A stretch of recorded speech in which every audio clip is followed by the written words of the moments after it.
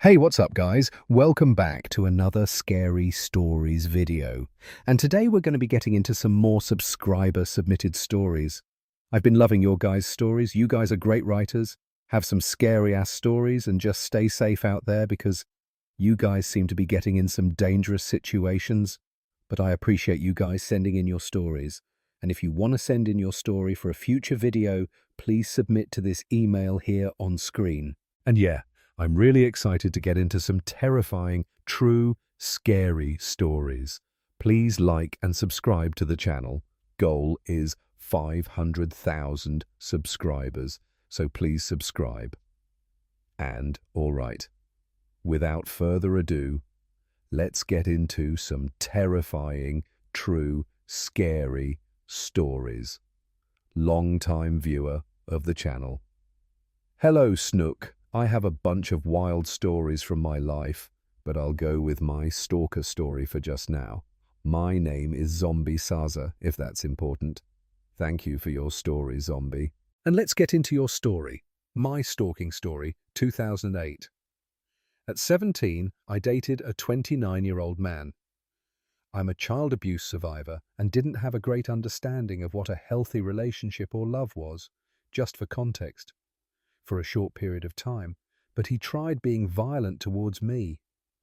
I refused to accept the behavior and fought back hard, told him it was over and to never contact me again. Well, he stalked me for a period of time. Caught on my work CCTV, my work, the only adult in my life who truly cared for me, made sure someone drove me home every late evening, Burger King late shifts, and the male staff would escort me, leaving the building because my ex was terrifying. He kept getting my new mobile number, despite having changed it several times, only to find a friend felt he deserved my new numbers. So I changed my number again and didn't give it to anyone else unless necessary. He'd stalk me online, outside of my work, outside of my home. The police knew of the situation, but he hadn't physically done anything to me at the point, but was clearly gearing up to do something, and I was on edge. The cops had me give regular updates as they'd known my biological family a long time. A couple of them are father figures to this day, actually. They wanted to act, but had to stay within the law, which sadly made it clear my ex hadn't yet physically done anything other than stalk me. And because he had warrants out for his arrest, they'd been unable to find him at this time to tell him in person to leave me alone. The whole situation made rather difficult because of his constant police evasion. The police wanted desperately to arrest this guy for his warrant charges and wanted to add stalking to that list, but nobody would tell them where he was. Folk were intentionally hiding the guy's address, knowing he was extremely violent and stalking a 17-year-old. He got my new number somehow, and I agreed to meet him in the town centre in broad daylight at a certain location. I contacted the police so they knew where this meet was, because they could finally get him for those warrants and arrest him so they'd have some officers waiting nearby. The whole time my body is screaming, "Leave now!" And I would listen any other time, but I was determined to be free of this utter psycho ruining my life. I met him, and he was off, and it frightened me. But I had to suppress every visible emotion and get ready to defend myself in case he kicked off, which was incredibly likely. He kept demanding we go to my house to talk, that we would watch a movie as he puts me in my place, that I had to listen to him because I belonged to him, that I was his woman. And if I didn't stop listening and go with him, he'd take you with me and teach you how to listen. I started walking in the town centre with him by my side because I couldn't sit still during this meet. I couldn't trust him and needed witnesses in case something happened. To an area with CCTV, I spotted one of the guys who was playing, clothed undercover, and walked in his general direction and just made eye contact, trying not to make his presence known or what I was doing. And the cops thankfully grabbed him. He went into a rage, screaming how he'd end me, how I didn't deserve to live, that he'd ruin my life, and that I was lucky.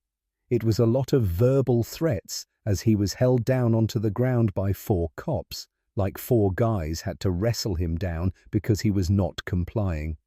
The cops went through his belongings and found condoms, rope, knives, and a firearm. I'm from Scotland. We have very strict firearm laws. Legally speaking, he never had good cause to have a firearm, such as being a farmer, veterinarian, military/police, etc. And as a long-term felon was excluded from legal ownership. And I later found out his arrest warrant was for having illegal firearms, attacking a man with a knife, cutting up his face and creating an IED. So when he screamed, I was lucky. He wasn't kidding. The cops and myself were very silent seeing this firearm, blood running cold. I wanted to run the very moment I got to the town centre, but the only way I'd be free was to stay there, despite my lizard brain screaming, "Run!" He's still in prison. There were a bunch of other charges relating to indecent exposure towards minors, using the firearms, making IEDs and narcotic offences. This was the only time I've ignored that you need to leave feeling in my life because he desperately needed to be imprisoned. The cops were glad to finally have him arrested and subsequently jailed. Him stalking was just adding more charges to his rap sheet, but the issue was his evasion. The cops were pretty good at dealing with stalking cases, and I've seen quite a few go to court. But if the dude stalking can't be found, then that makes it almost feel impossible. In Scotland, they'll happily contact your stalker on your behalf to tell them to leave you alone, or there will be police action, along with keeping reports and records so you have a constant paper trail. They're pretty decent compared to other countries, basically. Anyways, that's my story. It was half a lifetime ago, as I'm 34 now, but it stayed with me. And regarding the context of being a child abuse survivor, I've long cut all contact with my biological mother and brother. Gone diagnosed with PTSD, led a very quiet life, have solid home security that to most people seems over the top. Love your channel. And never really had somewhere to share my story. So much love from Scotland. I don't believe in skinwalkers, but what happened in this building changed everything. Hey Snook, my name is Viraj, and this happened to me around a year ago. I love to listen to your videos when I am studying. Please try upload daily. I'll try my best. That's a lot of uploads, but maybe 4 uploads a week soon. Don't quote me on that. But maybe sometime in the near future. Anyways, into your story. I never really talked about it publicly, but I feel like it's now the right time. So look, I don't go out looking for hard things just for content. That's not what I'm about. I'm just chasing a dream. I make YouTube videos where I go to abandoned places, sit down and talk about life. I talk about the things on my mind, my goals, next steps, the journey, all of that. There was one video where I just sat on a bridge. The vibe was unreal, calm, peaceful, reflective. That's the kind of content I love. Real, raw, no distractions. And recently I've been into abandoned buildings. Why? Simple. Nobody's there. There's no pressure, no awkwardness. I don't have to feel weird if someone walks by while I'm recording. I can talk to the camera like I'm talking to you without holding anything back. Also, let's be real. I don't believe in ghosts or skinwalkers or whatever. What's a skinwalker gonna do? Kill me? Fine. But humans are way scarier. They'll betray you, ruin your mental health, play with your emotions. They'll act like they love you and still leave you broken. So yeah, I'll take a haunted building over fake people any day. Anyway, this was one day. I found this 5-story building all abandoned and crumbling, and I was like, yeah, perfect spot. I started taking photos, just feeling the vibe. I got some really cool shots. Eventually, I made my way up to the 5th floor and I found this one room, no one in sight. I sat down and started scrolling through my photos before recording my video, just chilling. And then I noticed something in one of the pictures just behind me, above my head. There was a head poking out of the corner, not blurred, not hidden, just looking straight into the camera, dead center, right into my soul. I didn't notice it when I took the photo, but when I saw it, something in me froze. Now look, I'm a strong guy. I don't say that with ego. I train, I'm fast, and if anything were to go down, I can defend myself. And that's part of the reason I feel comfortable in these places. If I cracked out squatter or something pops out, I can handle myself. But this wasn't human. I looked up, and in the exact same corner I saw it, the head still there. And now it was smiling, and not like a normal smile. This smile was wide, unnatural, way too big for a human face. I was on the 5th floor, no stairs behind me. The window was broken, but if I jumped out, I'd die instantly. I had nowhere to go.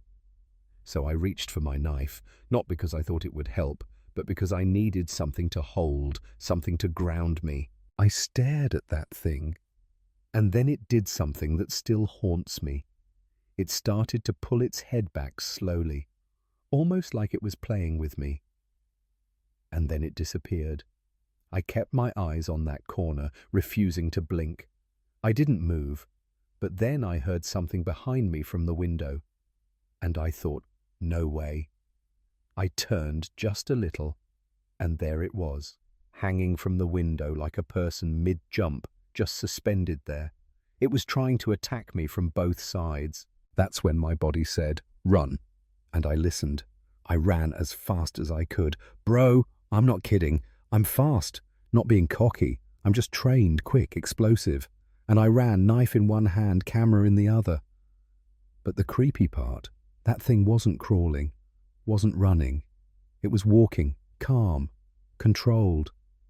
But somehow, every floor I went down, I got closer. When I finally reached the exit, I jumped on my bike, trying to start it. It wouldn't turn on. Of course, horror movie vibes, right? 5 kicks, nothing. I'm sweating, heart racing, and boom, it starts. I take off, dirt flying down the broken road. Then I look into my rearview mirror, and I swear to you, there was a whole family of them. Some tall, some small, all of them smiling. That same stretched, unnatural smile. As I sped away, thoughts started racing. Are they gonna follow me? Are they in my head now? Are they real, or am I going crazy? I know trauma doesn't just vanish. Stuff like that, it stays. It changes you. When I got home, I searched up the place, and this time I actually found something. Apparently, years ago, there was a facility there. Some say it was a hospital. Others say it was a lab. But one thing's agreed on. People went missing. Locals stopped going anywhere near that building. They say if you see one of them, it means they've already seen you. And once they do, they don't forget.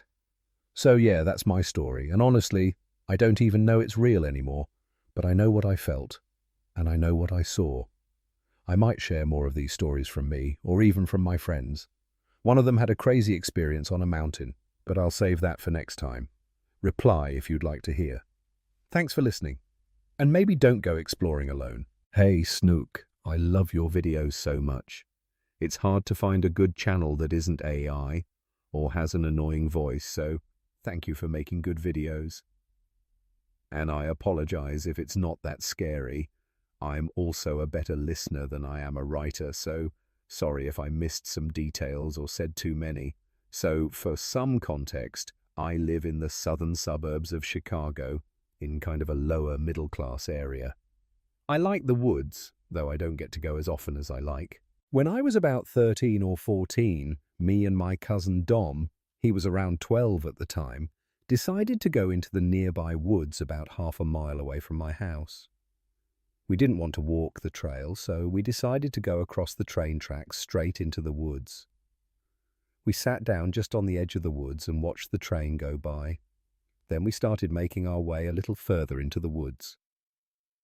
While we were walking, I noticed something a little farther away from us, maybe 100 feet away. We walked towards it, and I was able to get a good look. It was a chair, a blue folding chair with rust all up and down the legs. After looking around a little closer, I realized there was more than just the chair. There was a dirty sleeping bag, an empty cooler, and some crushed beer cans around the makeshift campsite. I told my cousin it was probably just some homeless guy's camp and that we should leave. After walking for a few more minutes, we found a couple logs and decided we should build a fort. We started collecting logs and big sticks, stacking them between 2 trees. About an hour and a half later, we both heard a loud snap, like someone stepping on a stick. I froze, scanning the forest around us. After not seeing anything, I started stacking while trying to stay aware of my surroundings. About a minute later, we heard it again, this time closer. Dom dropped his sticks and ran over to me. He told me he saw someone stop behind a tree right after the noise. I asked him which tree it was, but before he could say anything, we heard a loud laugh. It was like a wheezing laugh a smoker would make, but it only lasted a second. We froze, staring at the tree, when finally a man stepped out. He was dirty. He was almost bald, with some hair on the sides and back of his head, with a dirty beard that had yellow stains around his mouth. He was smiling, showing his teeth, at least what was left of them. They were all black, and he was missing a lot. He was wearing a ragged jacket despite it being the middle of June, and dirty jeans with weird coloured stains. He took a long step forward, like a cartoonishly long step. He lifted his knee as high as he could, kicked it out, and planted it on the ground. Then he dragged his back foot to be right next to the other. We ran as fast as we could, jumping over fallen trees and trying to avoid thorn bushes as we sprinted full speed. Dom was falling behind, so I had to slow down and grab his arm. I pulled him along until we got to the train tracks. I let go and started climbing up the tracks. Dom did the same. Before I could get to the top, I looked down the track and saw the train coming fast. It was too close for either of us to cross, so I ran over to Dom and told him to stop. We waited for the train to pass, looking back constantly, making sure he wasn't following us. After the train passed, we ran up and over the tracks. We made it to the street and we were finally far away enough to catch our breath. We walked back to my house, and on the way, I realized I had dropped my keys at some point while we were running. I didn't care too much though, just happy we weren't dead in the middle of the woods. We got back and played some video games trying to forget what happened. I thought that was the end of it. Dom went home and I went to sleep. The next morning, I got up and went downstairs. I looked out my back sliding door and froze. I choked back a scream and nearly lost my shit. On the patio, in the very center, was a key. My key. To this day, I still haven't told my parents, and I still have no idea how they ended up there. There was no way to find my house with the keys. It's been about 6 years since this happened, and thankfully, nothing else came of it. Me and Dom talk about it every once in a while. Safe to say, I will never, ever go back to those woods again.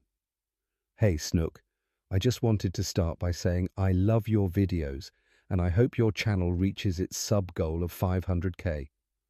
This story I already submitted to your email, but I edited it so it makes more sense grammatically. Have you ever remembered something so vividly that you would combat anyone who challenges the way you remember it? You know for certain something is in fact one way, solely because it's so clear to you when your mind returns to that memory. Have you ever been confronted with the fact that what you remember may not be reality? What do we know when the truth combats logical explanation? Have you ever experienced the Mandela effect? For example, there's a children's book series based on the family of bears. It is called the Bernstein Bears or the Bernstein Bears. Answers may split, but it's the Bernstein Bears. What about the statue, the thinker? Is his hand in a closed fist on his temple, or is it a downward-facing open palm placed under the chin? Again, the truth may be the open palm, but you may be someone who swears that it was a closed fist. Our minds, for some reason, have a way of remembering something so vividly, even if it is wrong.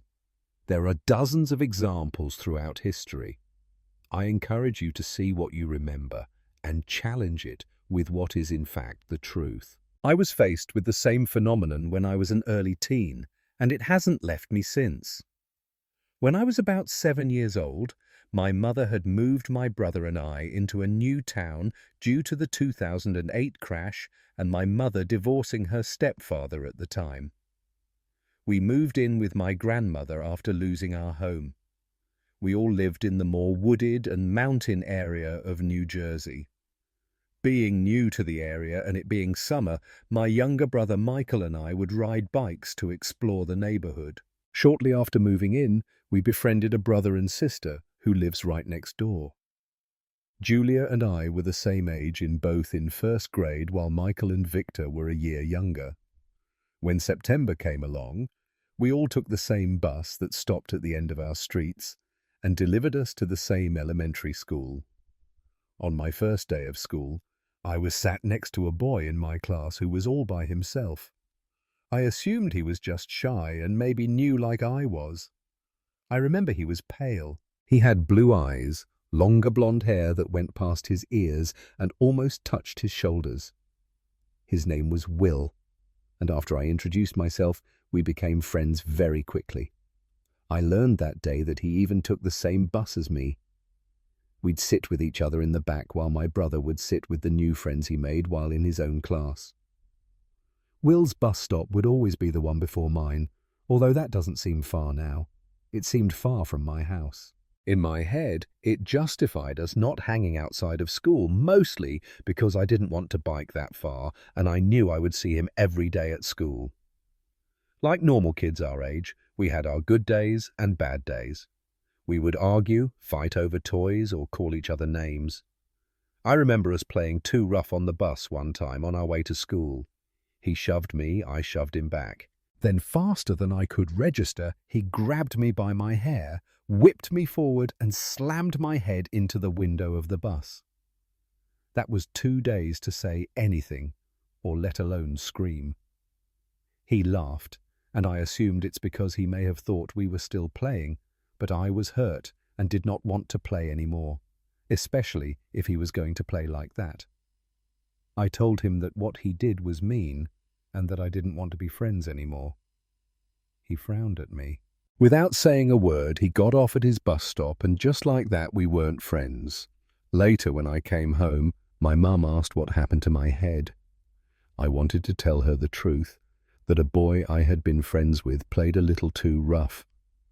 For some reason, I lied. I said that Julia did it and that it was an accident. In my head, it saved me the trouble of having to explain something that I didn't want to talk about. I don't know why, but I just felt like I shouldn't tell her about Will. I don't remember seeing him at school or on the bus the next few days, and I started to miss him. I knew it was an accident, and I had regretted it, telling him I didn't want to be friends. Coincidentally, as soon as I started to miss him, he showed up at school again. He apologized to me and I apologized to him.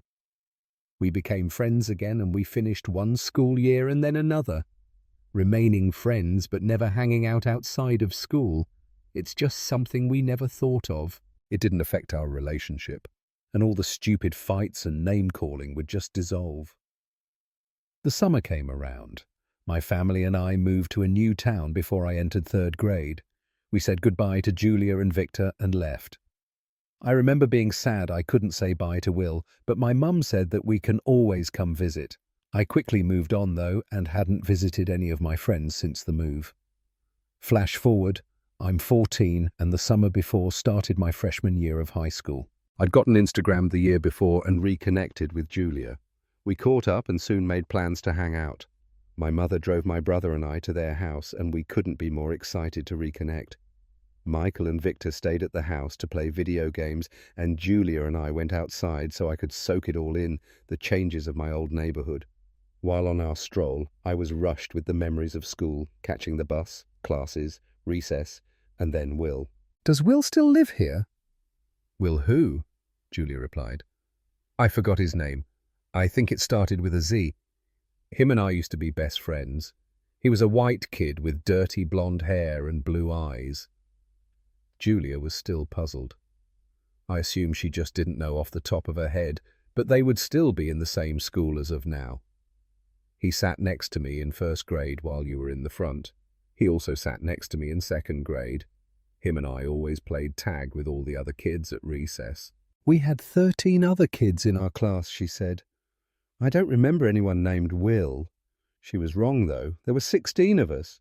13 other students. Julia, me, and Will. No, there were 16. I know that because Mrs. Adams broke us all into 4 groups. It was for that multicultural project. There were 4 students in each. She stopped and looked at me with concern. No, there were 4 groups, but one had 3 students. You were in that group. This is strange, someone was misremembering. I was so certain that it was me, but it couldn't be. I spent 2 years as this kid's friend. No way I was wrong. She had to have forgotten. Needless to say, it was going nowhere. She had no idea who I was talking about, but she said we could browse through her copy of the school yearbook from that year. We went back to her house and ordered pizza with her family. Julia went downstairs to get her yearbook while Victor, Michael and I were on the couch watching TV. When she came back downstairs, she had also brought her other yearbooks from her other grades. Browsing through the pages, she flipped to our class. Yep, here, all 15 of us. She handed me the book and I counted all the faces. 15 faces. I counted again. 15 faces. My mind is being thrown in a loop. I know I was young and I hadn't seen him in a long time, but I know Will was real. This had to be a mistake. Maybe he missed picture day and he was just never in the photos. What about the yearbook from 2nd grade? I asked. Maybe it was only 2nd grade when him and I met. Julia pulled out the other yearbook while I stared blankly at the one in front of me. I couldn't understand what I was experiencing. I started to feel cold. No, she said, he's not in here either. I grabbed the yearbook out of her hands and looked through my 2nd grade class. There was no one named Will. There wasn't even a single kid who fit the description. I didn't want to panic, but I couldn't sit still at this point. Who are you talking about? Michael chimed in. Victor also gave a look of curiosity. They weren't with us when we first discussed Will. Maybe they could shed light on it. We were all on the same bus there and back. It's possible that maybe one of them will know who I'm talking about. Wait. Everyone had their eyes on Michael. I think I remember someone that you're talking about. Blonde hair, blue eyes. He was kind of pale, wasn't he? Finally, someone else who can remember him. Do you have a picture of him? Shit, no. He's not in any of the yearbooks either. I kept my eyes fixed on the class photo, scanning the rows of faces, all of them in the right place except for one. Hey, look at this. I draw everyone's attention to the class photo. It shows all the students and the 2 teachers standing in 3 rows of 5. The 2nd row and the 3rd row were aligned perfectly, but the 1st row was shifted to the left, like the spot on the end was open. But whoever was supposed to fill it just walked off. That's weird. Julia looked closer at the photo. Why would they not align the 1st row with the rest? Unless it is aligned, Michael added. The way they're positioned, it's like there's supposed to be someone else on the end. He put his hand on the table in front of us with a book laid, signaling to us he had an idea. Find another class of 16, they'd probably just be aligned that way too, right? Then we would know for sure. Julia slowly turned the page to look at a photo of one of the other classes. My stomach sank when we saw the 1st row of 6, then the following rows of 5, centered to the 1st row, all accounted for. In comparison, my class of 15 seemed to have been missing 1 student. Julia had another idea. Her mother once volunteered as a chaperone for a school field day event. While there, she took pictures of most of the day's activities. Maybe we can spot them in a photo? It was worth a shot. She grabbed the yearbook and flipped to the back pages that showed the school events. We held on with bated breath, waiting to turn the page and spot the face of a boy no one could remember. When the page turned, we leaned in to scan the entire book. Browsing through laughing faces and moments frozen in time, the memories coming back clearer than before. Even more so when we all laid eyes on the group photo, one that showed all of us, bunched together in an embrace. Though the group seemed full, it was plagued by the painfully obvious gap in between me and Michael. In that empty space was my arm, positioned like it was meant to be thrown around someone's shoulder, to pull them in for the group photo being taken, but no one was there. I thought the worst thing I had to fear was that maybe this boy was an imaginary friend. Someone made up by my very active adolescent mind, but I could never begin to explain this. There's nothing to document the existence of a boy named Will in any of these photos, but then why are there empty spaces where a person should be present? Why does my mind fill in these spots with the image of a blonde-haired boy with blue eyes and pale skin? Why am I the only one who can remember him? The day turned to night. Our time together ran out, and it was time for my brother and I to leave. We carried the uneasy feeling with us, and I entered the car as we drove back home. Out of curiosity, I asked my mother if she remembers a boy named Will that I used to go to school with. "I'm sorry, sweetie, I don't. You had lots of friends." I turned to face out the window, still unsatisfied with how everything appears to be unfolding, but she continued, "I have a box full of memorabilia from your younger years in the attic. Lots of drawings and stuff. I just couldn't throw those away, you know? Maybe what I was looking for was in there." I love to draw, and not only that, it's what Will and I would do during free time in our classes. If there was a chance to prove I wasn't just imagining him, then it was in the box. This also means that if I wasn't imagining him, something else is going on, something more terrifying and unexplainable. I sat on the floor of my bedroom, the box placed in front of me. A red flip to open Nike shoebox now housing possibly the darkest truth that will be revealed to me. I opened the lid and began to sort through the old crumpled and wrinkled papers. The difference in skills, though very slim, helped me sort through what belonged to Michael and what belonged to me. Halfway through the stack, I held the pages in my hand that confirmed my worst fear. In a green grass field with a bright yellow sun and two big trees stood two boys side by side, the boy on the left matching the appearance of my hazel eyes and brown hair. On the right, a boy with yellow hair on his head, the two blue circles in his head for eyes, and a black outline of a shirt, the white of the page being used to fill it in. Lingering above the heads of both figures read, "Best friends in red crayon." "Hello, Snook. My name is Alex. I've been watching every single video since your iceberg day, so when I heard you wanted subscribers to submit these stories, I was stoked. I hope you get to read my story in one of your videos, and I hope you're doing great in life and pushing forward through any struggles. Feel free to make any grammatical corrections to my spelling, by the way. And thank you so much for those kind of words. That really means a lot, and yeah, I'm doing great and you guys are amazing. Thank you so much for watching all these videos, and let's get into your story. I'm an auto bodyman/mechanic here in the forgotten state of New Mexico. Cars have been my family's life for generations, so I love driving, especially long distances. My girlfriend of 2 years now, being native, lives basically an hour away from nowhere, deep in the Pueblo, so I don't mind driving up there, although gas gets expensive sometimes. It was a colder night around September/October, and my Audi was down at the time since I was changing the radiator fans. So I took my dad's big 2016 Ford Expedition to her place since she had spent the whole weekend at my house, and it was normal to drop her off Sunday night so I can get to work on time the following day. The streets were empty. We saw maybe 1 or 2 cars along the long stretch of road, which is weird, but not unusual. We were blasting music, taking the long drive, having fun and laughing our asses off. But then, out of the corner of my eye, passing the bridge to Bernalino, travelling north, I see a figure, a tall, white figure.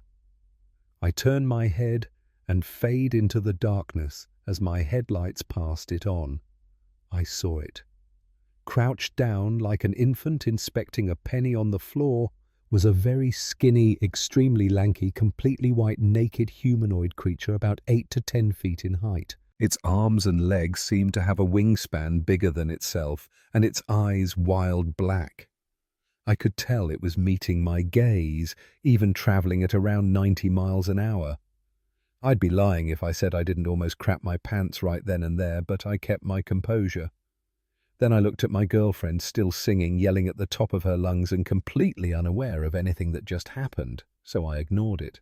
I told myself there were many tall and short street signs there, and my eyes must have been playing games with me. I knew what I saw, but had to lie to myself to make it to my destination. There was this feeling, a certain feeling I hadn't ever experienced to such an intensity, the feeling of being watched. I felt like I wasn't in control anymore. Something was following us and stalking me even at such speeds. I'd never experienced this fear before. Just then, I came back to reality, and the music had slowly faded back into my ears, and I could hear my girlfriend singing again.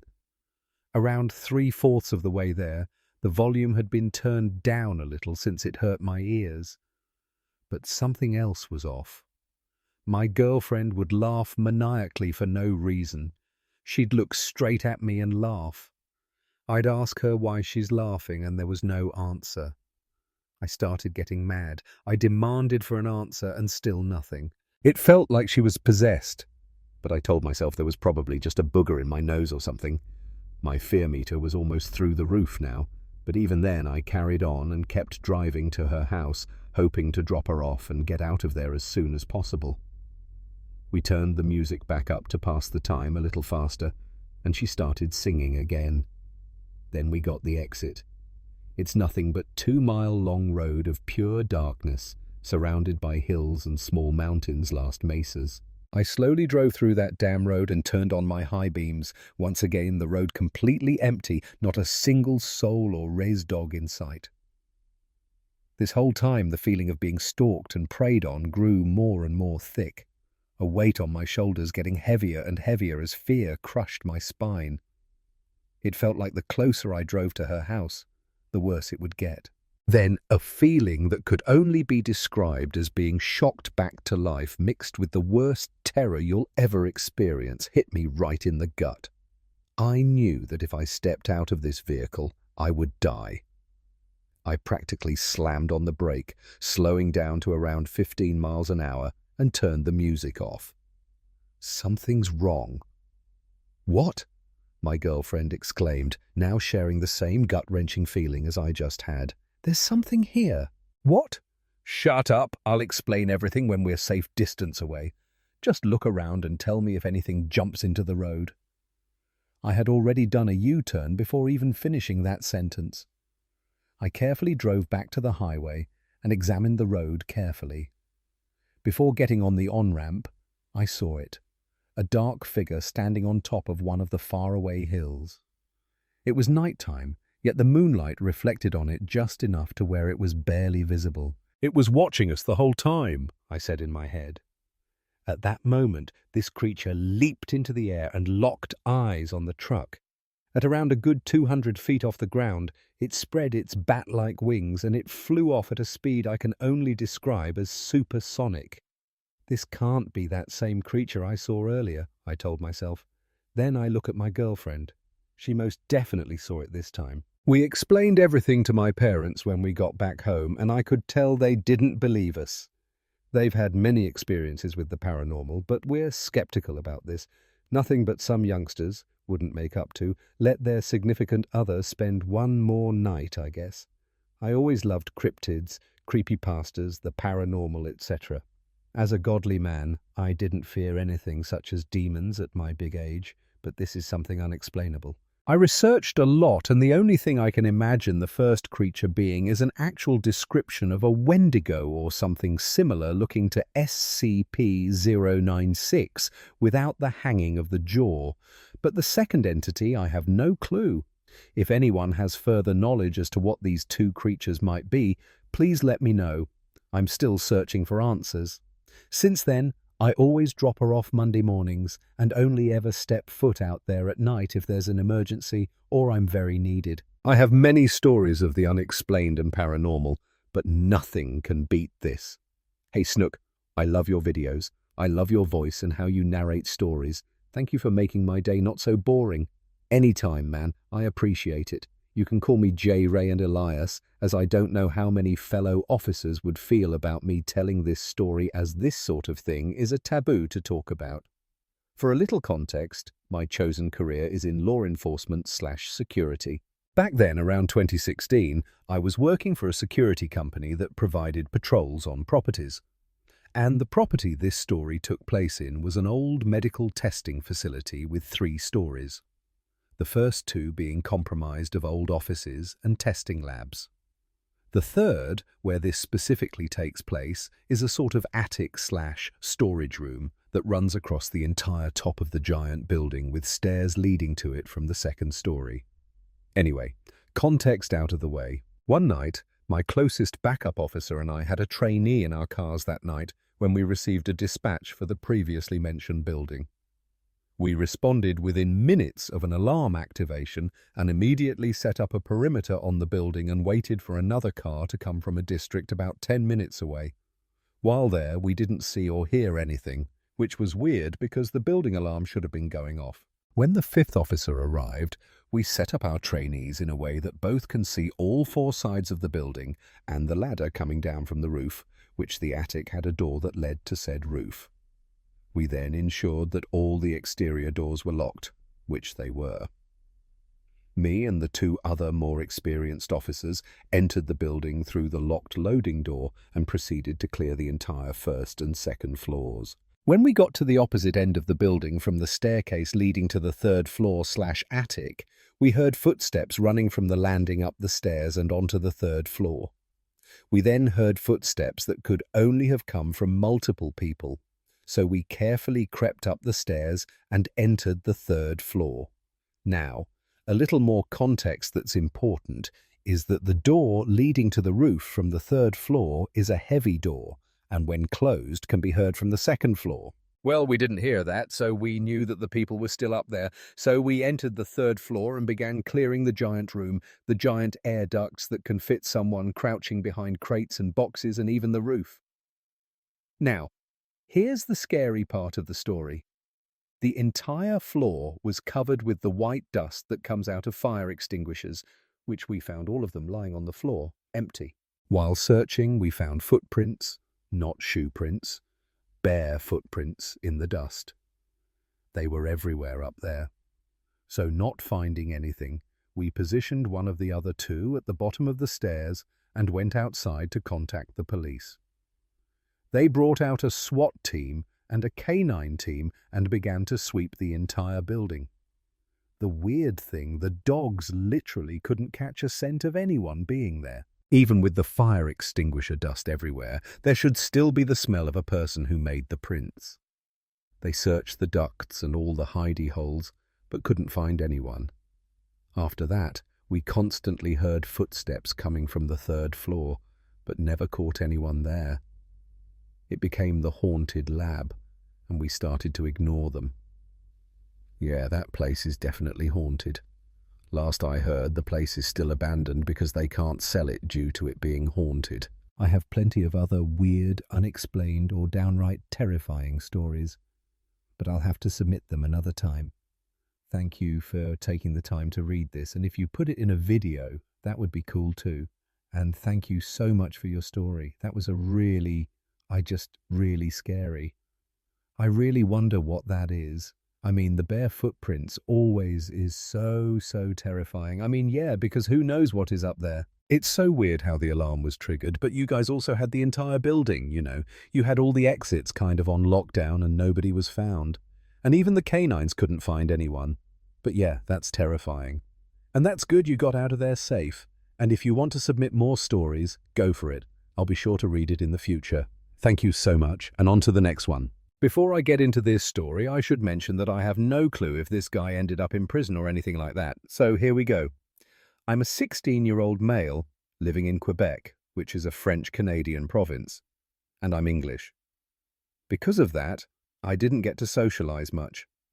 I spent a lot of time home and didn't really have any close friends to hang out with, especially since we lived on the outskirts of town, right next to a busy highway. I was about 8 or 9 when the crazy stuff started happening, but I still remember it all pretty clearly. Our old house is always loud since it was right next to a cement factory and a prison. So noise wasn't new to me. But one summer night, my family and I woke up to what sounded like a huge crashes and even explosions coming from our neighbor's backyard. We all rushed to the windows and were shocked by what we saw. Our bizarre neighbour, who never talked to anyone in the neighbourhood, was setting a school bus on fire. It was seriously weird. What could make someone do that, especially at 3 a.m.? My mum and my old stepdad, not wanting to get involved, decided not to call the cops and told me to stay away from the house because they thought he was hiding something. They were definitely onto something. A week went by without any drama, but then things got even weirder. Our neighbour rented a mini excavator and started digging 2 huge holes, like 6 feet deep, right behind his house. That definitely freaked me out as a kid. My parents kept insisting that the guy was no good, which was pretty traumatizing. It wasn't until years later, after I had free access to the internet, that I realized the sick truth. People who dig 6-foot holes usually aren't just fixing plumbing, they're hiding bodies. This guy had a pretty clever cover story. I found out that one trick people use to hide bodies is to put a dead animal on top so that dogs and other animals will find that instead. And wouldn't you know, he had a small sheep barn just down the hill, set up 3 months before all this went down. But his plans seemed to fall apart because just 2 weeks later, when we'd almost forgotten about the craziness, we got a knock on our door at midnight. 2 officers told us they were doing a crime scene investigation at our neighbour's place. They told us not to get in the way and to ignore what was happening. As a kid, seeing so many police officers felt kind of cool at first, but soon it got really intense. There were about 20 cops out there, all decked out in hazmat suits with dogs and cameras. They were there for weeks, like they were looking for something major. And there was just this unsettling feeling hanging in the air. After roughly 3 weeks, they finally packed up and left. Then just like that, the house went up for sale and a new couple moved in. We didn't even give them a friendly wave because we were looking to sell our place too. I often wonder if the guy was a serial killer or something, but whatever he did, it was clearly planned out. I have no idea what happened to him afterward, but I do know that the cops never dug up those holes. It's unsettling to think that the new couple might unknowingly have 2 bodies buried in their backyard. Hey Snook, this story is 100% real. It's very dark, and it's probably going to depress your entire community, whether or not you decide to post it. I just need to get this weight off my chest for my own sake. Do with this story as you please. I'll be leaving my name out of this, out of sheer anxiety. I'm sure someone will piece together who I am someday. I'll deal with it then. This story may even be able to help others like me. Edit this in any way you want. This is all factual information. I'm even drunk off my 12-pack as I put this all together. Go for the correct pacing or grammar or whatever, I don't care. I trust you'll do well if you use my story. It's legit. I just needed to get it off my chest, trying to recover after it's all over. I lost a good-paying job 2 years ago because our department was shut down. When I say good-paying, I don't mean 6 figures or anything like that. But it was enough for me to be comfortable. I was saving money to move out of my parents' house. My girlfriend at the time was excited to be able to move in with me, as we were a bit far from each other. So seeing each other sometimes was difficult due to our schedules and the distance we had to drive. We'd take turns seeing each other in our respective areas to get to know more of each other's families and friends, as well as going to places we'd never been to in our areas, like bowling alleys I didn't have here and such. She and I had been dating for the last year of my 2-year tenure at the job I'd lost. Around 3 months after I recovered from appendicitis, an emergency meeting was called and all of us were promptly let go because they simply didn't need our department anymore. The severance package was honestly great. I got paid to sit around for a long time. I used all of this time and free money to go and see my girlfriend more often and to hang out with my family and friends more. I mean, really, at this point, I felt on top of the world. I forgot about Uncle Sam. Tax return season hit, and all of a sudden, I owed the government money because the money I was given was untaxed. We were told explicitly that it was already taxed upon receiving it. So I started to panic and immediately apply for jobs that could meet the minimum that I need to at least scrape by with pennies. At this point, my anxiety starts to flare up uncontrollably, and my depression is starting to get worse. All I can think about is how I'm going to manage to recover from this. I know it was stupid to not look for jobs after being let go, but I was high on life. I was only 22 at the time, for Christ's sakes. I get a job that I'm miserable at, which doesn't pay anywhere as good as my previous position. My relationship with my girlfriend and my friends took a sharp hit. I simply am stuck. I'm stressed, my anxiety is high, and I'm extremely depressed. I can't take it anymore, so I started to drink. Not a lot, but enough to forget. It started small at first, but it progressed to a point where I couldn't control it anymore. Now, let's get to what you and your fans are waiting for. Let's get creepy, with a bit of sadness still. Fast forward to a time that's close to the present day. I'm 24 now, I'm a severe alcoholic. I fell down that deep hole that I can't climb out of. Everything is cured when I drink. I don't feel that misery anymore. I don't feel that stress or pain anymore. I feel just enough to be alive, and that's all I want. I go to bed one night after another 30-beer binge session until I black out, and I see a tall, lengthy black figure in my dreams. It didn't have eyes, it didn't have a mouth, it just was tall with long arms and legs. It just stood there and didn't move. For some reason, I knew it was staring at me. I genuinely felt emotions in my dream. I didn't feel malice or hatred or anger. I felt disappointment. It was as if this figure in my head was exuding pure disappointment and sadness towards me. It was as if it wanted me to get better. A few weeks of this went by where this strange creature or shadow, or whatever the fuck this is, would appear in my dreams. It literally won't go away. Won't go. I had a dream where I was in a car with a friend, and when I turned my head, it was just standing on the grass to my right, looking at me.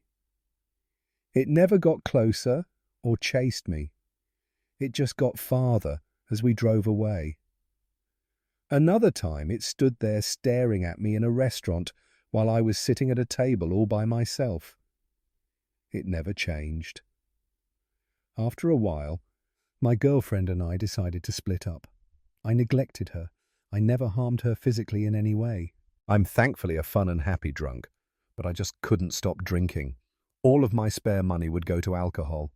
I'd play it off by saying it was a slow week, or I just wouldn't answer her at all when it came to seeing her, or going on a date with her sometime soon.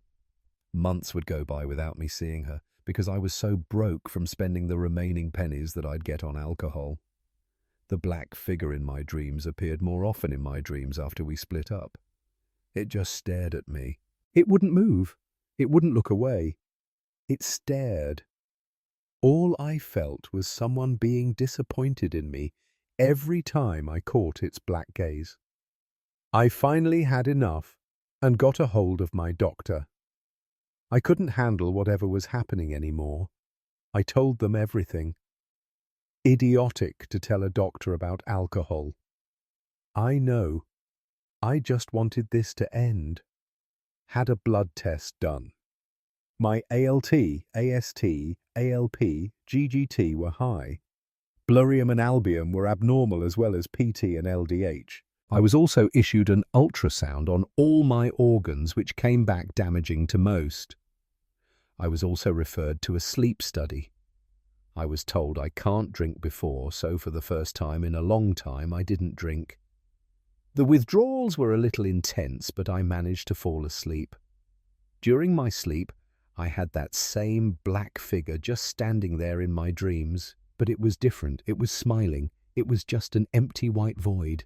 But whatever the hell it was smiling a toothless, all-white light smile. Its face just held that smile. When I stared at it, I felt warm and a little comforted. It was a feeling I hadn't felt in so long. It felt like it was proud of me. Now, we're here in the present day. Well, I went from drinking 30-plus beers a day and blacking out to drinking only 12 a day. It's not much progress, but it's a lot better than what it was. That black creature is there still, but it's fading. It still smiles at me, but it's missing an arm and a leg now. I still feel the warmth and the happiness it gives me. I don't know what it is, but I've grown to enjoy its presence. It makes me happy. I don't think it'll last forever. It's so similar to my ex-girlfriend's feelings that she made me feel. My organ scans are showing the inflammation and injuries gone to my organs like nothing happened, but my liver has become an alcohol-related fatty liver disease. I suppose everything has a price to pay. I wouldn't have learned my lesson without that one. My whole body has done a 180. I want to believe this black being in my dreams is something my ex did. She was always a believer in witchcraft and spellcasting. I don't know. I'd like to believe deep down that she wanted the best for me. She tried truly to help me as much as possible. She stuck with me through everything until I stopped trying. If you hear this, you know who you are. I'm sorry that I drank the way I did. I'm sorry I became a drunk. I heard that you are happy now. That's all I ever wanted for you, and I'm glad you're happy now. You deserve it all. I don't know if the dark creature or shadow or whatever is you, but if it is, please stop giving pieces of you to me. I'll be okay. Thank you for granting me one more chance, but I don't want your shadow or dark figure or whatever to come for you. Thank you for believing in me and giving my body a second chance. I can still live. My body isn't as broken as it was because you gave it a chance. I can finally apologize. I'm sorry. I messed up. I got addicted. If that truly is your shadow or yourself or your person, then please leave it alone and go towards the one who's made you happy. I'll be better. I'll recover. I'll make sure your time wasn't wasted on me. If you can, I want you to take back what you gave me. Whatever you did for my organs, I want you to take it back. I don't want you to use your own time on me. And wow, man, it sounds like you're in a rough spot, but things can get better. I'm not a therapist in any sort of way, but I enjoy reading stories, obviously. I mean, look at my channel. And yeah, yours was definitely impactful, but I'm really glad you're making progress. Like you said, 30 to 12. You said it's not much progress. I think that's huge progress, but now you need to keep scouting it back and slow progress. It 100% won't be overnight. You won't wake up one day and it'll all be good, but it'll be a slow burn of recovery and progression upwards, which I think you definitely can do. Yeah. Like I said, I'm not a therapist. I don't really know how to talk people through things, but if you're listening right now, you can do it. You can really do anything you want, but just keep scaling it back and then just try to give up the alcohol. Go to AA meetings. I've heard those are very impactful for people, Alcoholics Anonymous. I think that would be really great for you to do, and just take it one day at a time. Don't think about it as getting sober, because that's a big, big task to take on. Just take it a day at a time. Every day should get better. Just try to be better. And even if you slip up, it's okay, because you can recover. Don't be hard on yourself. People make mistakes and it's no worries. You got it, man. You totally got it. Thank you for sharing your stories and your story, and it'll get better, man, and hopefully you can kick this bad habit and hopefully maybe get back with your ex-girlfriend. I know that's probably big hopes, but you never know what happens, or you can meet someone else that loves you just as much, which I'm sure can happen. And yeah, I'm proud of you, and everyone listening is also proud of you. Yeah, if you are watching, comment. I'll try to find your comment, maybe pin it. But yeah, you're all right, man. It'll all be good. Just take it a day at a time. That's really the best advice that I've ever lived by, but just live it a day at a time. Every day, just try to get better. I know I'm probably repeating myself at this point, but yeah, that was a really impactful story, man. And I'm sorry things got bad, but it's all right. I think you're on the upward trend, and I appreciate you having the courage to share it here and for everyone to read it. And I'm sure it'll be very impactful for a lot of people out there. If anyone else listening to this is going through anything similar, you can do it. And I think the best way to handle any situation that sucks is take it a day at a time. Because if you look at it over a year horizon, a huge monumental achievement of reaching something, it'll be very daunting and you most likely won't reach it. But if you just take it a day at a time to chip away at your goal, you can do it. Whether that be getting sober or any other sort of goal, you can do it. And yeah, this community is all loving.